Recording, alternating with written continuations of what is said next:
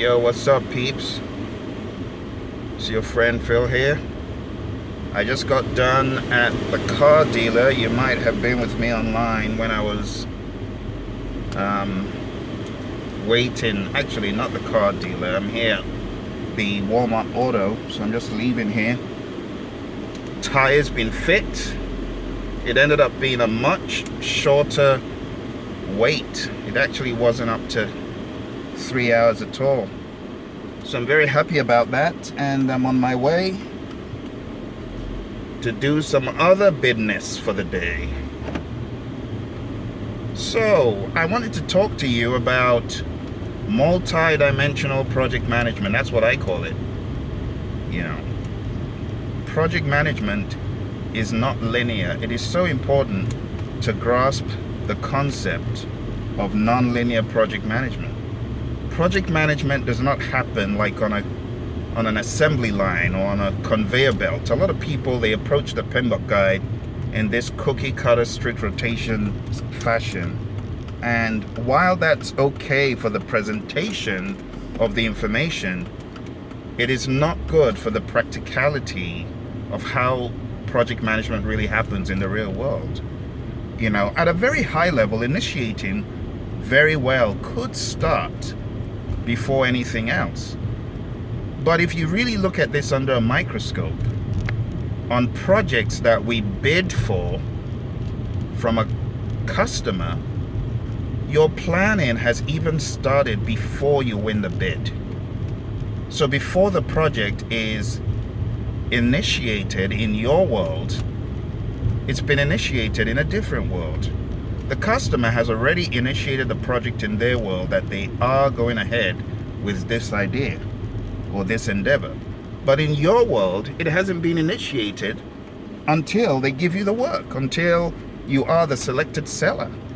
And then when you are the selected seller, at that point, you can think about the project in your own unique micro scale. So the customer at this level has the project idea. It gets dispersed to different contractors or consultants, and you're just one piece of the pie on some projects. Or maybe you are the main piece. Maybe it's a design build. Maybe you've got the whole project. You're designing, you're building, and you're doing the handover. That could be another thing that happens. So there are multi-dimensions of project management. It's not always linear. Oh, initiate, then plan. No, sometimes in order to send in your bid, what are you doing? You're planning.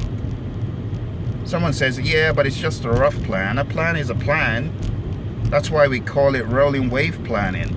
You're going to do it in rolling waves. So you start off first wave, analogous, and then you win the bid, and then you go a little bit crazier into bottom up. Maybe throw in a few 3 points there if you got time. Maybe even some beta and triangular like. Some projects, it might just be a triangular for a few very critical tasks or the other. But in reality, what I'm trying to tell you is that planning could very, very well have started. Very well have started before you even formally initiate. Did you know that? That's the reality of project management. The way it is on paper is not really how it is on a lot of projects. I'm not saying every project, but on a lot of projects, it doesn't happen the way it's documented. You see? Initiating, planning, executing. Oh, we don't get to execute it until we are towards the end of planning. Who told you that? That's a lie. Executing could start off today, like right now. Executing could actually start off before we initiate the project in totality. Did you know that? That's what we call pre-assignment. Go look in the PMBOK guide. Pre-assignment is a tool and technique of acquiring your resources. But if pre-assignment happens pre-project authorization, how come you're thinking about executing being midway in the project, or executing needs to be only after planning. So get this, the process groups are buckets, and these buckets are not arranged in a strict order of implementation. On many projects, folks, you gotta get off the crutch of initiating, then planning, then executing. You gotta get out of that mindset. It's not gonna help you for your exam either. You see, you could be in pre-discussions and have some authorization going on in the background, right? You're in discussion, you're authorizing bits and pieces, but then you actually do not get to full authorization before pre-assignment. Those resources are promised. Do you get what I'm saying? They are promised. You see what I'm saying? They are not yours. You haven't started all the rest of the executing activities. But one thing you have started is trying to account for people that will be on your team. It's pre-assignment. But it doesn't happen at the middle of the project. It happens even before initiating. You're still in discussions. Oh, we're thinking of doing this. Oh, well, if you give us the contract, we'll get Phil on and he'll manage this for you. There won't even be any need for you to deliberate with any other firm because you know Phil is the best in this space. Award us the contract. We'll get Phil on to be the trainer for this endeavor. Pre-assignment. No contract has been signed. You don't have agreements that is going to become an input to develop project charter yet. You don't even have that major input. But pre-assignment is happening. You see what I'm saying? So I want you to think about project management in various dimensions. This will help you free your mind as far as processes and their interactions. You got to free your mind from the crutch, the linear crutch, you know. And because of this linear crutch, a lot of people lose. I mean, the PMBOK guide has lost credibility in people's heads because they think the PMI want us to do everything in the guide in this cookie cutter fashion. And that's not the case. PMI isn't saying you have to initiate and then only after you've initiated can thou plan. No. No. As you are responding to that RFP, you've already done some analogous planning, folks. And then when you win the bid, you go deeper, next wave. And then as the project is proceeding, and you realize, my goodness, we missed all of these assumptions. And now, various constraints that we were not even aware of have come out of the woodworks. That's why we call it rolling wave. You're going to be doing this in waves. It's not going to be a one-time event. Multidimensional project management, folks. And the interactions of all of these processes and tools and techniques, it's not linear. If you take a look at page 555, what a good number for a very significant page. Take a look at page 555 in the PMBOK guide, and what you realize is there's overlap. All of those lines, initiating, planning, executing, monitoring and controlling, you can see it looks like a bowl of spaghetti that can't be unraveled. That's the reality of project management. Okay?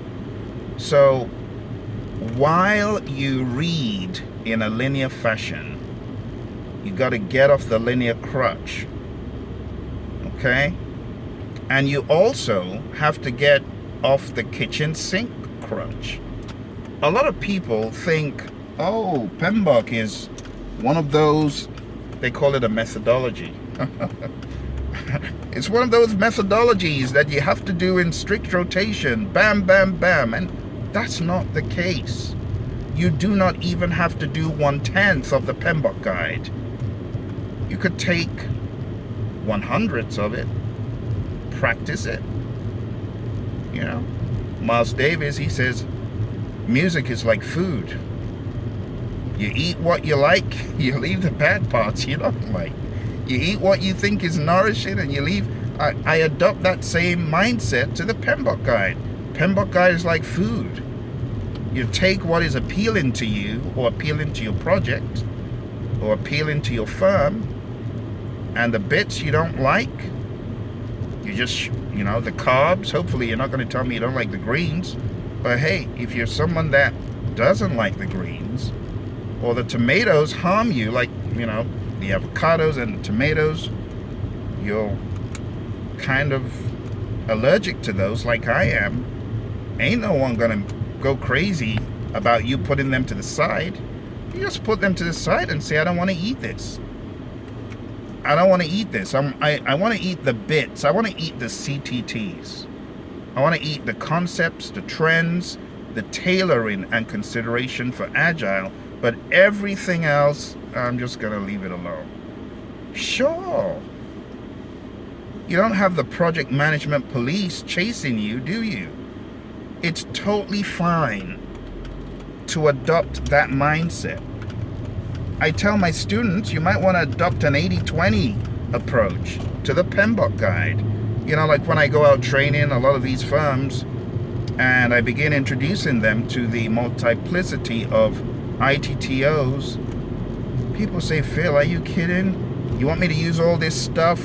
I'm already slammed with real work that I need to be doing, let alone all of these unnecessary documents. And I tell them, well, on your project, it looks unnecessary, but guess what? On Joe Blow's project, this is the lifeblood.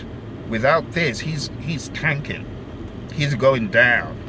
Without this, his team is going to be crippled. So, on some projects, you may need the entire kitchen sink, but on some other projects, you don't. On some projects, you need EVM. On some other projects, you don't. Some people saying earned value is a waste of time, it's stupid, it's ridiculous. Look, people, stop judging processes and procedures through your own narrow lens. You know? What about through the lens of other people that have a bigger, wider picture? We're talking about multi-millions, multi-billions on projects, and you don't want that level of control? You're a joker. I call those people project management clowns, PMCs. And by the way, that's my acronym for communications. Project management clowns. You know, we got planned communications management, we've got managed communications, and we've got what? Control communications? No, we monitor communications. So project management clowns is for quality, yes. Yeah, that's it. Project management clowns. Plan quality management, manage quality, and control quality. Yeah, you don't control communications. But it's funny, I call those people project management clowns because they've got their own narrow lens of their own industry, right? And they're telling you, you can't do this in project management. This is ridiculous. PMI is a bogus organization. It's a money-making organization. I just shake my head when I hear things like this. And those project management clowns, they don't have an 80-20 approach to this stuff. You gotta have an 80-20 approach. In fact, for any process or procedure, you need to have this approach in your firm. You know? Like the Agile Manifesto and the principles, they're the base. But for someone to come telling you, you have to do this if you're doing Kanban. If you're not doing Kanban, forget about everything else. It's Kanban or nothing. And someone says, but what about Scrumban? Am I going to be banned from using Scrumban? No, you're not. You can mix and match, plug and play, and have an open source mentality. No one's stopping you from doing what you want. So you need to have this multidimensional approach. As you read the PMBOK guide, first of all, understand things are not in strict rotation every day. Now, some things cannot come before others just because of the nature of the process arrangements. For example, you cannot be in control schedule except you have been through develop schedule. That makes sense, okay? So we're not talking about doing control schedule before develop schedule or doing develop schedule before define activities, no. But we're talking about how certain processes logically flow because of the nature of those processes, or how certain process groups are approached. You see what I'm saying? Here's another example. We are the buyer, right? We want to engage several contractors. We've already done our feasibility study. We know that this project is a go.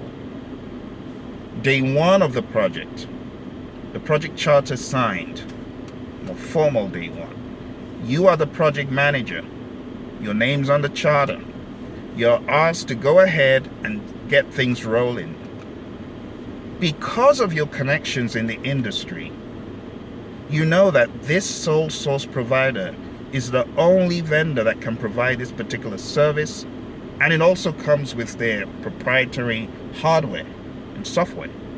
What are you going to do? You're going to engage them as early as possible. You're going to begin inviting them to meetings. You're going to begin to get them involved in the dialogue. Now, we've not even awarded a contract yet, but you're getting them involved in dialogues. You know, they are investing money coming to your firm for early in the day dialogue about the project. They ain't signed no contract. And then a few days later, you're getting into contract award because, you know, that's it. I mean, everything's pretty defined. They've got standard prices for things. They are the big kahuna. In fact, there's no one competing with them. They own that arena. So you've jumped ahead into conduct procurements within a matter of hours or days. You see what I'm saying? You've jumped the queue in getting them into meetings that is going to help accelerate their understanding of the project. Okay? So you've jumped several stages. You've gotten them as a stakeholder. They're attending meetings. You're in managed stakeholder engagement.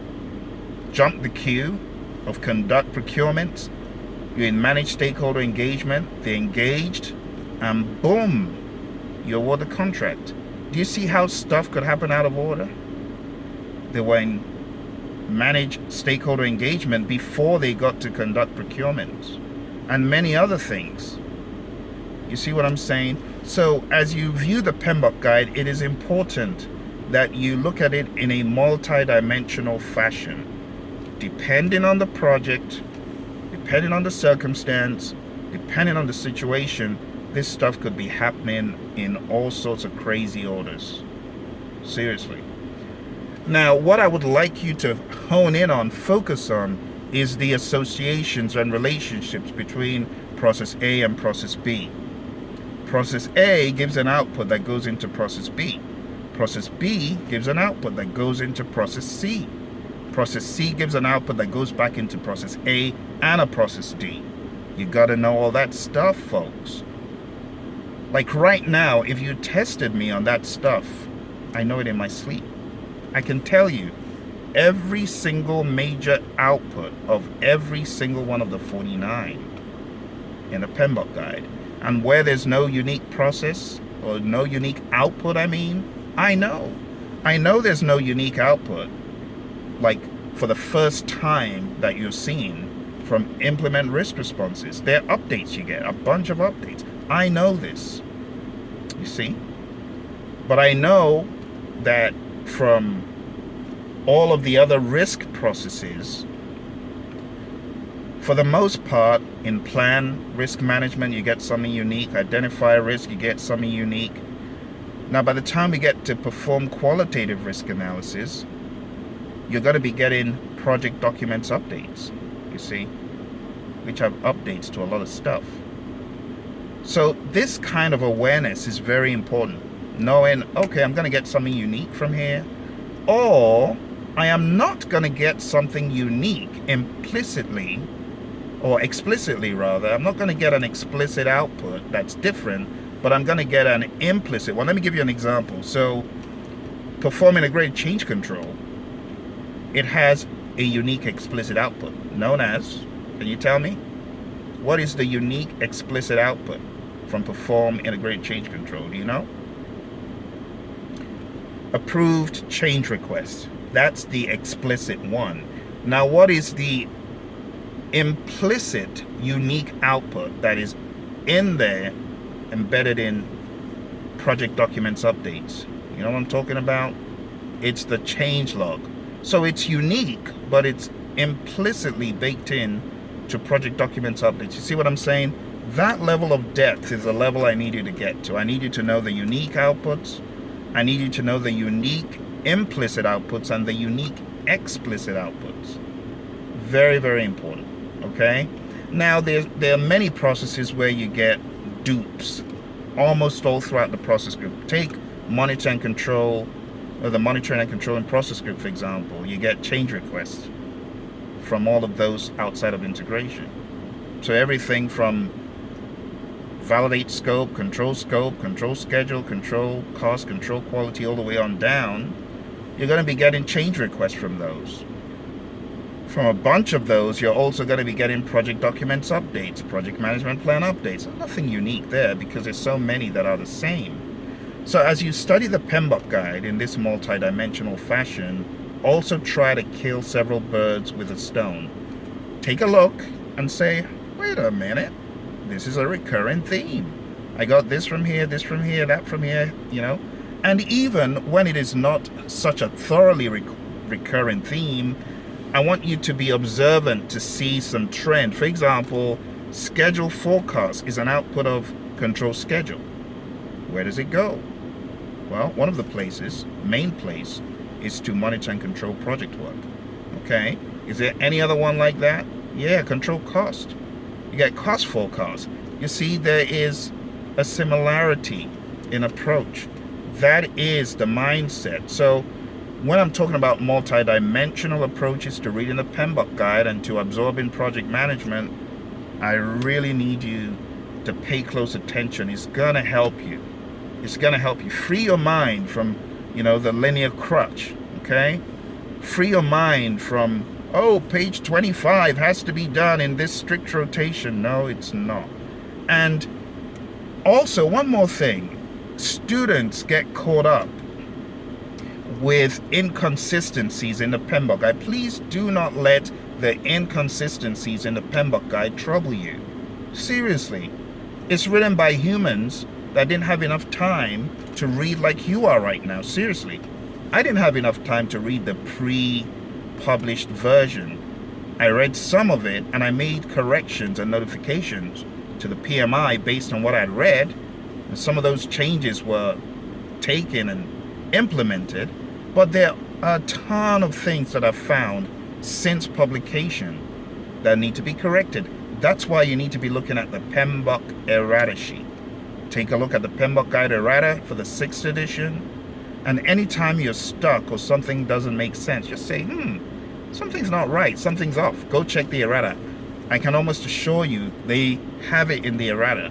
But in the actual published edition you've got, they don't have it. Because there wasn't enough time for us to hone in and go crazy on the edits. And I mean, with a lot of books, that's what happens. You publish the book and, you know, no matter how many eyes you got watching it, there is something about students being in exam test mode. It's like they uncover every single thing that was not covered during the pre-published review, okay? So don't get caught up on inconsistencies. Or don't get caught up saying, oh, I feel that this should have been an input here. Why on earth did PMI not do it? Don't get hung up on that. Just say, oh, the PMI's got work to do here. Jot it down, share it with the PMI, move on. How do you share it? Go to pmi.org, send them an email. They get it to the right source. I've had to make many corrections. All right? So, folks, I want to encourage you As you get ready for the exam, you need to be surrounded the same way I'm speaking with you right now. You want to hear 360, that dialogue going on in the background, no matter what you're doing. I tell my students, hey, you don't have a life until you pass this thing. Now, of course, you know I mean that in jest. But what I'm trying to say is that the new normal for your radio is this. That's the new normal. The Project Management Audio Digest. 24 CDs. 20 hours of audio with your buddy Phil speaking to you about deep, hardcore project management truths. I mean, there are a lot of other so-called audio products that we can listen to, but I'm telling you, none is going to put you in this 360 mode. So I want to encourage you, hey, invest just a little bit in your project management. Those of you that are PMPs already, invest. Hey, this can be found on Amazon. It can also be found on our website, praision.com. Go to the training menu, take a look. I believe this will really help you up your project management game, okay? 24 CDs or 20 hours downloadable. Listening to this 360 is gonna keep you in the zone. You wanna be in the zone, folks. Seriously. Don't go days without being in the zone. You gotta be in the zone. 360 all the time. You gotta be in the zone. I've shown you guys that the way I get information into me is by being in that zone. Hey, take a look. This is Jack Welch here. That's his CD set. See that? I'm listening to it ad nauseum. Want to know what old Jack did while he was at GE? Take a look. That's my Stephen Covey principle-centered leadership. You gotta absorb the content every way possible. Take a look at this one. That's good old Tony there, Tony Robbins. You gotta listen to this stuff round the clock. And here's another one. This is another one from Jack. This is Winning. See, this is Winning by Jack Welch again. So I want to encourage you guys, use audio. Don't tell me, oh, I'm not an auditory learner. But you listen to other audio, you listen to your favorite tracks. Well, that's different, Phil. It's just for fun. Hey, conditioning, mind conditioning. Condition yourself. You can listen to stuff in the background. And even if you heard 5 sentences in 1 hour, it is worth it. Because it's going to develop and build. And the cumulative effect of you listening to this is going to be just enormous. So I want to challenge you. If you're listening to this video right now and you're saying, well, Phil, I really don't know about this, I want to encourage you. Get one of these, the download version from praision.com, okay? After you get the downloadable version, I'm going to give you $5 back for you to go have a drink on me somewhere. Nothing harmful. Nothing harmful. You know, we want to make sure we're in our right minds as we're driving. Nothing harmful, but seriously, I'm going to give you a $5 return back. Get it via PayPal and just say, Phil, you promised me $5 back. Can I have it? I'll send it back to you. Not enough?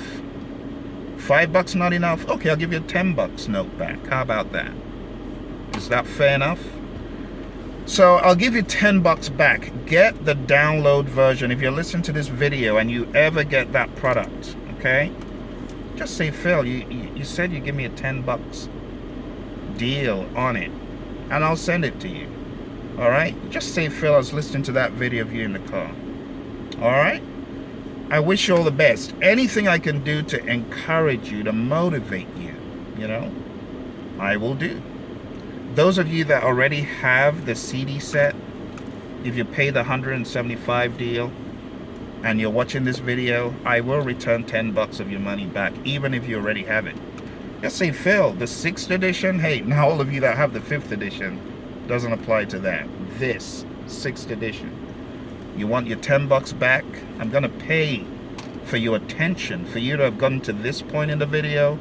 it means you're in the zone, and you definitely want to be in the zone. All right, so I want to encourage you, pick up the deal, get it, listen, day in, day out. I'm telling you, it's going to stick. I've heard all sorts of stories from my students telling me, Phil, I was listening to you round the clock preparing for my exam. I got into the exam and I heard you telling me the answers. I'm not guaranteeing you that that is going to happen to you, but I'm guaranteeing you my full support as you get ready for the exam, okay? I wish you all the very best. Have a wonderful long weekend. Long weekend's coming up.